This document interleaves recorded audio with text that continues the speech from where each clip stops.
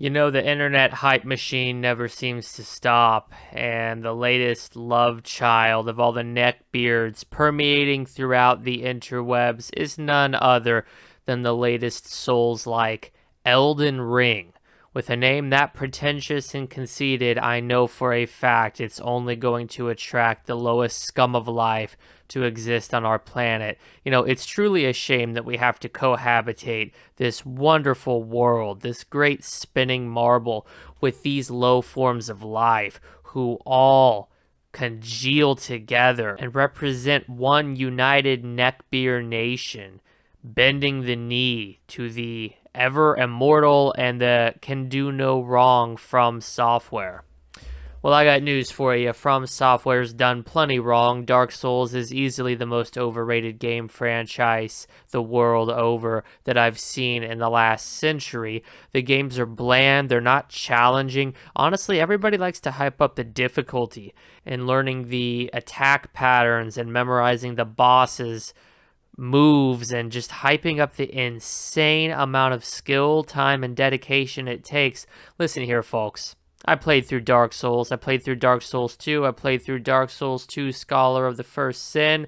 I played through Dark Souls 3. I played through Bloodborne. I played through Sekiro Shadows Die Twice. I played through all of these trash games. I beat Neo 1 and 2 without breaking a sweat. These games are not challenging. And if you think these are challenging, that says more about you. That says more about your ridiculously low intelligence and your degenerative state and your ignorance when it comes to true video game history. Veterans of this industry like myself, who were around in the great gaming boom of the 90s, around for games like Kingsfield, around for hardcore games like Silent Hill, we know that this game, this series, this genre even, the Soulsborne genre, does absolutely nothing to stimulate us. It does nothing to offer up a challenge.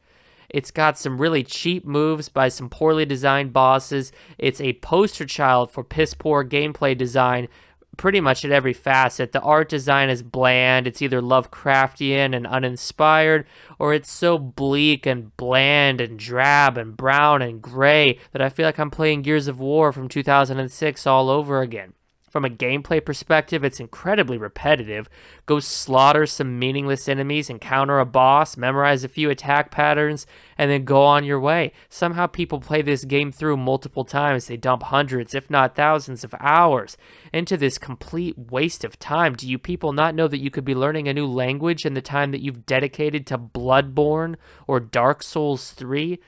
It's a disaster. It's a disgrace. What are you doing with your lives?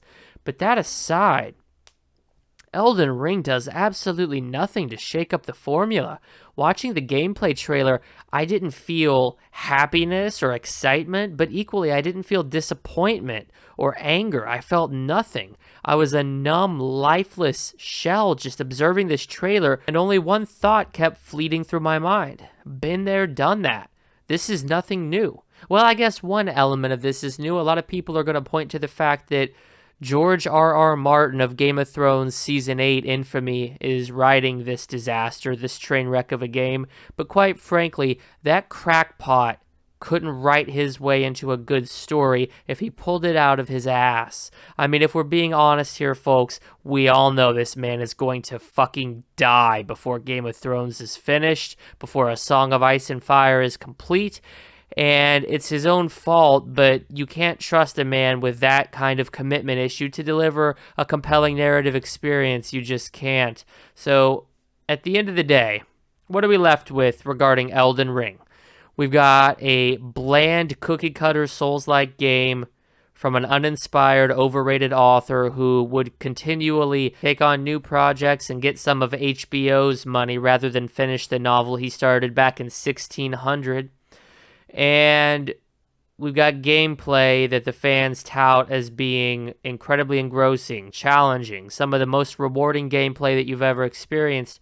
Well, honestly, folks, there's nothing rewarding about ridiculously easy bosses, regurgitated attack patterns, uninspired enemy design, borderline copyright infringing art design, and a gameplay loop that leaves the player feeling unsatisfied and like their mortgage is going to be paid off by the time they truly finish the game. Elden Ring sucks, and if you like this, you are the problem with the gaming industry.